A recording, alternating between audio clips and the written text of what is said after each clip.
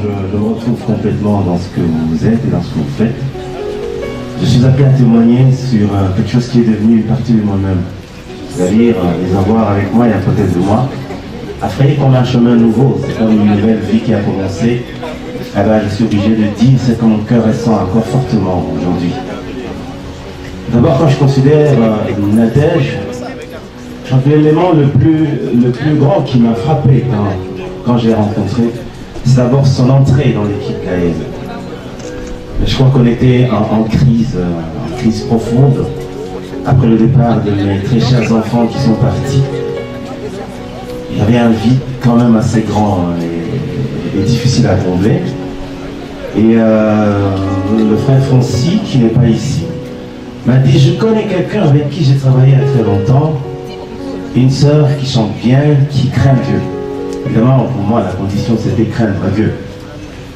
Je bénis Dieu aujourd'hui parce que c'est un jeune qui est très novice, très profane dans ce qu'ils savent et ne savent pas, normalement.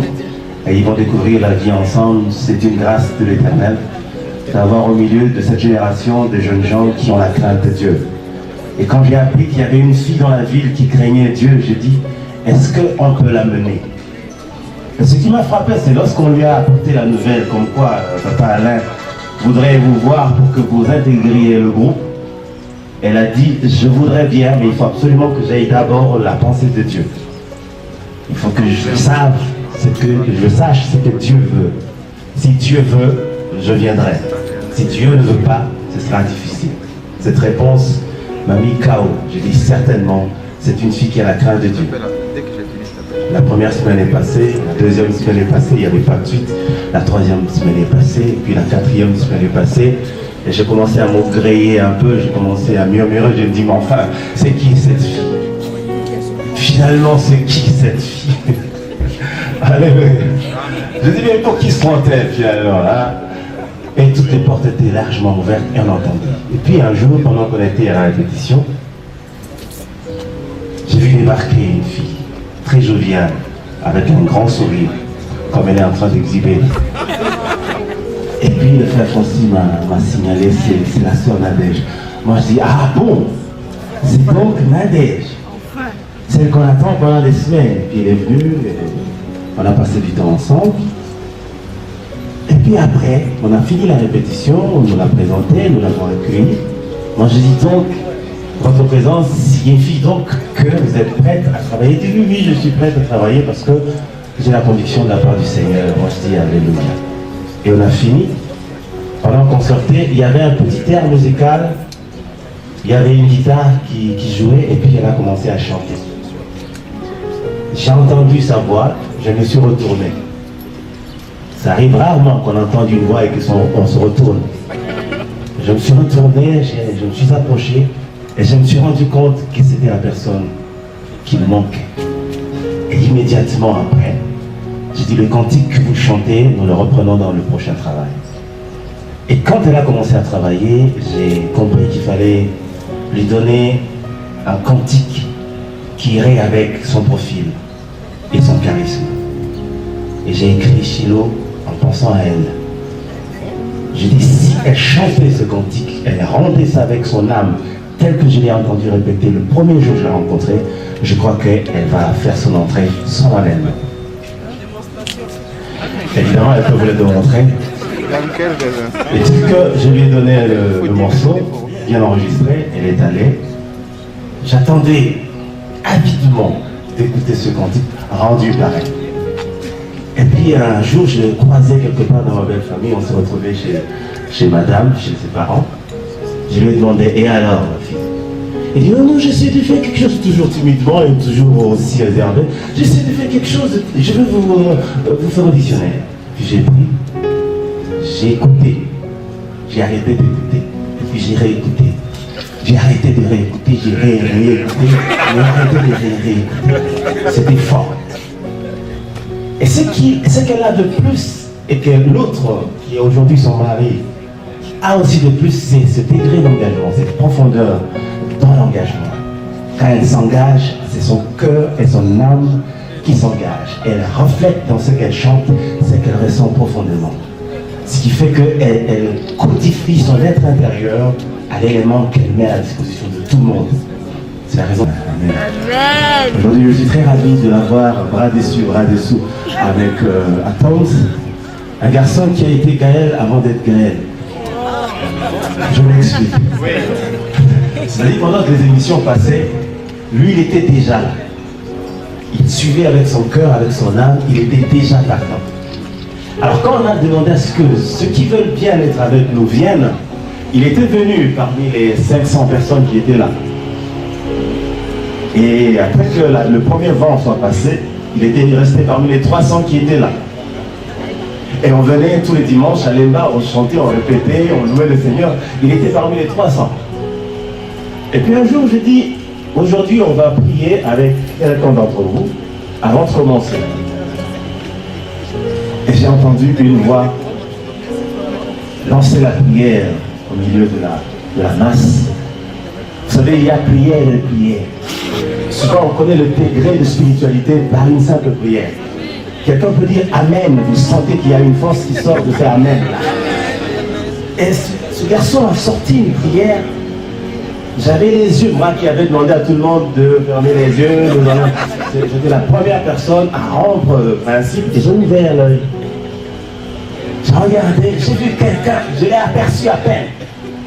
J'ai à peine aperçu quelqu'un, mais c'était fort. J'ai dit, ça c'est un signe qui parle. C'était passé, j'ai dit, mais j'aurais pu bien retenir ce visage, mais je crois que je connais ce garçon. J'ai fait passer une semaine, l'autre semaine, on est revenu encore à la répétition. J'ai dit, non, avant de commencer, j'aimerais que quelqu'un prie encore. Mais cette fois-là, je savais qui allait prier. Je regardais là, dans la masse, j'ai reconnu ce visage-là. J'ai dit, petit, est-ce que tu peux pas prier? Je voulais vérifier. Si ce qu'il avait sorti l'autre jour était authentique. Si c'était vrai. Le petit a fait une prière qui m'a fait trembler. J'avais la chair d'épaule, j'ai dit non, ça c'est sérieux.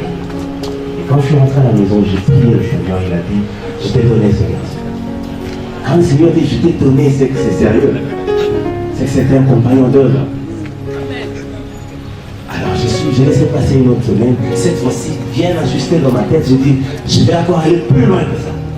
J'ai laissé passer une semaine, 2 semaines, sans qu'il se rende compte que j'étais derrière lui. Et l'autre jour, je reviens, j'ai dit, aujourd'hui, on ne répète pas.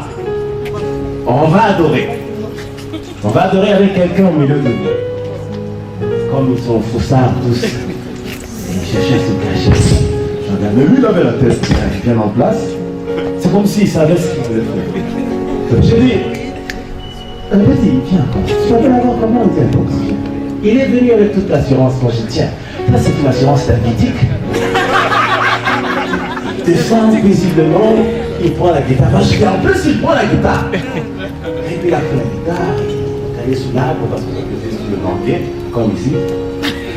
Il a commencé à chanter, en jouant à la guitare. Oh là là!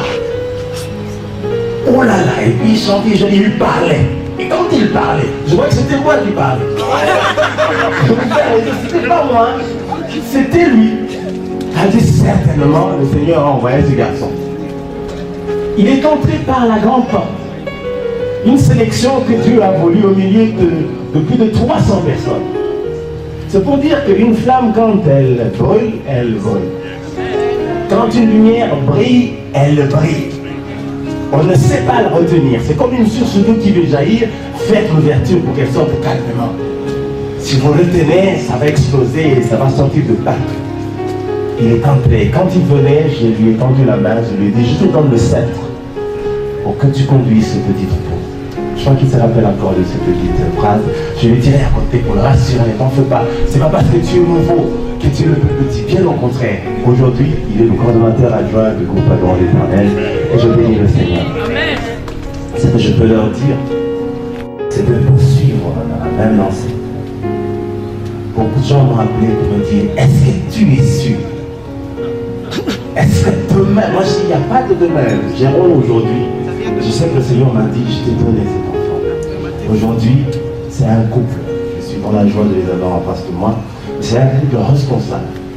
Il était seul à être mon assistant, aujourd'hui ils sont 2 à m'assister dans cette lourde tâche, et je crois fermement ce que Dieu a dit, il accomplira. Parce que quand Dieu me disait, voici le mari de Nadège, moi-même je me suis retourné, j'ai dit, tiens, Nadège me parle toujours de blanc. Moi je vais poser un blanc. Moi je vais poser un blanc. C'est ce qu'elle disait. Moi je vais poser un blanc. Il en faisait même son refrain. Je ne sais pas si elle a chanté un cantique avec ça comme on dit. Et puis moi je vais lui dire, mais ma fille, tu connais ton mari? Et puis elle dit, c'est calme-moi, regarde. Moi je dis, c'est celui-là, il regarde le gars comme ça.